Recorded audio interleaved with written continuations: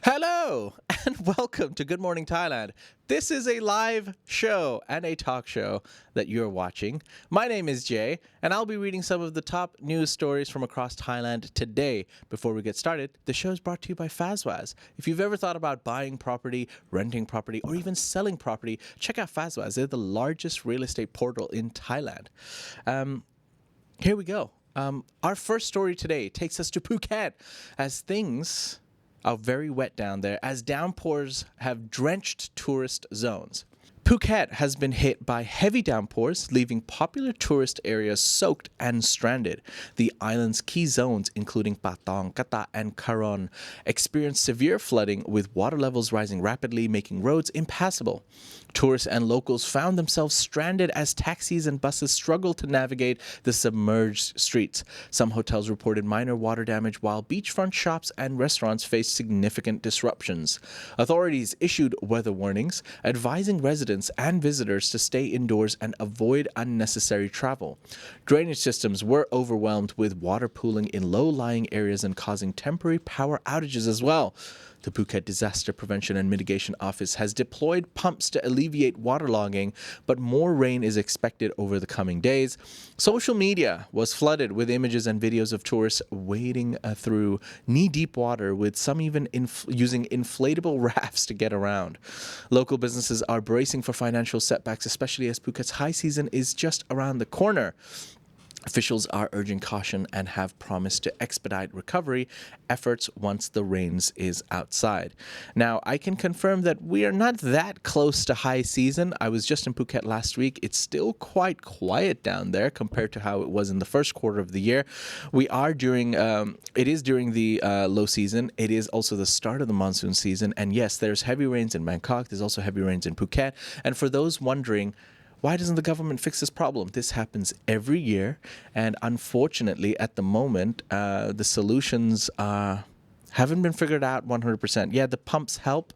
However, if you are in Phuket or if you're in Bangkok as well, brace for those flooding and plan for when you want to go out. Check the weather out there. For now, we're going to move on to our next story, talking about venues selling alcohol. So if you'd like, for those of you who are aware, normally there are no alcohol sales on religious holidays in Thailand. Well, that's going to change. Good news if you like to consume alcohol every day, even on religious holidays, because Thailand has introduced a new law allowing more venues to legally sell alcohol, sparking mixed reactions amid upcoming Buddhist festival bans. Now, the revised regulations will enable certain businesses, including restaurants and entertainment venues, to sell alcohol even during traditional dry periods. However, bars, nightclubs, and venues in areas deemed high risk will still be subject to restrictions. Authorities clarified that the move aims to support businesses recovering from the pandemic while also ensuring cultural respect during religious observances. Now, critics argue that the relaxation may undermine the country's efforts to curb alcohol abuse, particularly among young people.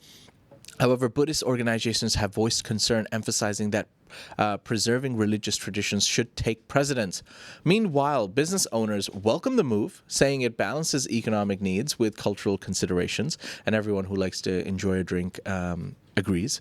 Police have stated they will strictly monitor compliance, especially in areas where sales remain prohibited. The public remains divided, with some seeing the law as progress and others viewing it as a disregard for cultural values.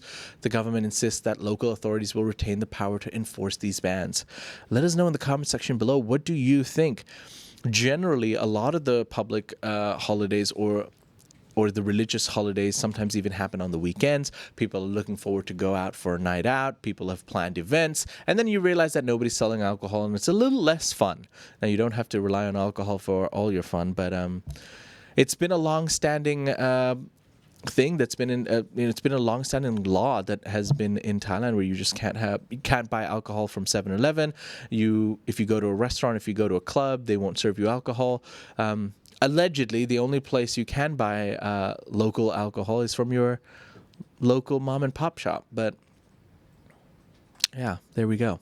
Make of that what you will. For now, we're going to move on to our next story, where you have to be a little bit careful if you're doing your next car service, as a car catches fire after recent service and the insurance confusion is resolved. A car caught fire in Bangkok shortly after being serviced, leaving the owner in shock and raising concerns about mechanical negligence. So do be careful next time you go for your car service. The incident occurred just days after a routine maintenance at a local garage. Eyewitnesses reported seeing smoke blowing from the engine before the vehicle erupted into flames. Now, firefighters arrived quickly and managed to contain the blaze, but the car was significantly damaged. Initially, the owner faced issues with their insurance claim due to confusion over maintenance records and liability. However, after investigation, the insurance company agreed to cover the damages, citing proof of recent service and adherence to safety standards. Now, the garage in question is now under scrutiny for potential faults during the repair. Experts warn car owners to verify service records and ensure quality checks after maintenance, especially when dealing with vital engine components. Guys, don't just go to any random garage when you are doing your car service. Go to the more reliable ones. Be Quick is often a very famous and popular servicing area. A lot of these places, safety concerns and how efficient they are in their checks. These incidents do happen, and it's rainy season coming up, so you're going to have a whole list of new problems as well. So get your car checked out and make sure you're doing it at a reputable place. We're going to move on to our next story today that takes us to Pattaya, where a little bit of a wild one. A foreign beggar gang has been busted for using kids as cash bait in Pattaya. Police in Pattaya have dismantled a gang of foreign beggars who were using children as a means to solicit money from tourists. Now, the group, mainly comprising of Eastern European nationals, was found exploiting both their own and other minors to gain sympathy on popular tourist streets. Officers were tipped off after locals noticed the same children being moved between different adults on a daily basis. During the raid, police found forged ID cards and confiscated cash believed to have been collected through begging, and the adults claimed they were just trying to make a living. But authorities stated that using children for financial gain violates Thai child protection laws, as well as other moral and ethical reasons. But the children have also been placed under the care of social services, while the adults face charges of human trafficking and illegal immigration. Pattaya's police chief warned that similar operations are being monitored and that exploiting children will result in severe penalties. Local residents have praised the crackdown, urging authorities to continue addressing the growing issue of organized begging rings. Yeah, a bit of a wild one. I've never really seen a foreign begging ring or begging gang exploiting children. If you are near popular tourist areas, you'll often see young Thai children, going around trying to sell you flowers or little toys, and often, people speculate that if you're buying these flowers or these things, what will happen?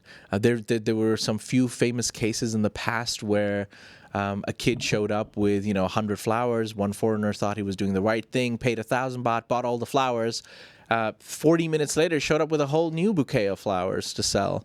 The tourist probably thought he was doing a good thing. You could send the kid home, but often these kids are being manipulated or being forced by adults to go and make this money for them.